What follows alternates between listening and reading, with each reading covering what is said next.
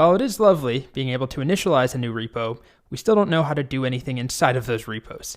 But that's going to change because we're about to talk about the most fundamental Git workflow, the bread and butter of Git, which is committing. So just like before, we're going to start with a quick high-level conceptual overview and intro to the concept of committing, which is what this video is, and then I'll show you the associated commands, there's 2 that we need to talk about, in the next couple of videos. So let's begin by answering a simple question. What is committing, or what is a Git commit? Well, early in this course, I showed these slides. I spent kind of a long time making them. On the top right-hand corner, we have a website that I'm building. And you can see as I progress, feature by feature, I'm building this site out and modifying it. And then as I go, as I make some progress, I'm adding these checkpoints. That was a term I used when I first introduced these. A checkpoint, a snapshot of my project and its new changes at a moment in time, along with a little message like add top navbar, or add first row of content, or finish bottom row of content, change to dark theme. Well, each one of these checkpoints is actually in Git what we would call a commit. I just use the term checkpoint early on before we actually start learning Git because it actually makes sense on its own. A commit doesn't really sound like much, at least in my experience. Anyway, a Git commit is one of these checkpoints in a Git repository. And typically, a single Git repository has tons and tons of these commits, one after another. And eventually we'll learn how to go back to earlier commits, how to undo commits, how to just take a peek at an earlier commit. But for now, we're just going to focus on making these checkpoints. How do we do some stuff in a project? How do we, add a new feature to a website and then make a commit? And then repeat. Do some more stuff, make a commit. Do some more stuff, make a commit. That is our goal for the next couple of videos. I'll quickly show you an existing repository that I have this is Git Kraken, YelpCamp 2.0. I've shown this a couple of times. What I'm looking at right here with this GUI is a list of all of the commits that I've made in order. And actually there's more than one contributor, so it's not just me. So you can see here's the very first commit, all the way up to some of the more recent ones. So there's over 100, maybe 150 at least, individual commits, and each one of them is a checkpoint in time, a snapshot of the repository and the new work that I did, the new changes, and it includes a little message like, refactor async error handler and post methods, or something very silly and boring like initial commits, or, add Mapbox CSS back to some style sheet. Whatever that message is up to me, but there is a message along with this snapshot of my project in time. Now, the next thing that's crucial to understand about making a commit is that it's not the same as just saving a file. It's actually, think of it as something that's built on top of saving files. We have to make changes first and save them to our files before we can even commit.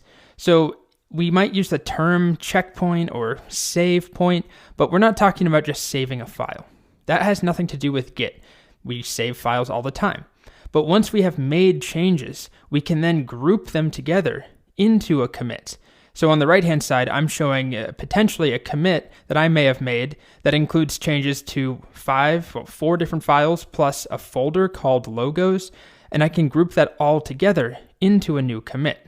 But first, I would have written some new code in one of these files and saved it, and then written more code in another one and saved it. Then I make that commit. And the next thing that you need to know about making a commit is that it's actually a multi-step process. It's not as simple as just hitting a button that says commit, commit, commit.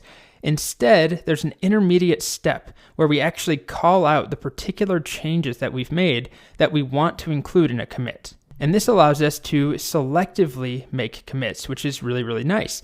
For example, imagine I've been working all day or all morning on some project.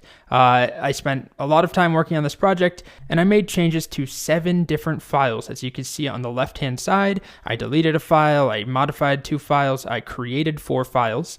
And instead of just making one generic commit that just says checkpoint right now, instead, I can actually call out some of these and group them together based upon the actual stuff that I did. For example, I might group together those first 3 changes. I deleted a file called team.html, and then I changed 2 files called about.html and about.css. Those were one thing that I did across 3 files. I added some new team members to our about page, whatever the about page looks like.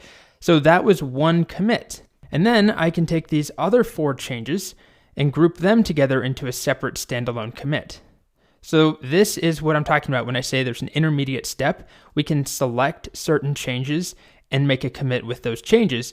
So we don't just say commit, commit, commit. Instead, we're getting in there with tweezers and we're saying, all right, this and this and this. Now we're going to commit those changes. So to actually make a commit, there are 2 associated commands. And we're going to talk about the first one in the next video. It's called git add. And then the second command is git commit. And we'll use git add in order to highlight or select those changes that we want to include in the upcoming commit. So just to reiterate all of this, a commit is a checkpoint in time. It's a snapshot of changes in our repository. Eventually, we'll be able to go back to earlier commits, undo commits, merge commits. There's a whole bunch of things that we can do.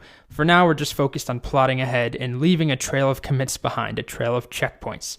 And when we make one of these snapshots, one of these commits, we can call out the specific changes that we want to include in a commit. Rather than just automatically including all changes in our project, we can select them, that's the first step, and then commit them. So in the next video, I'll show you how to do that first bit.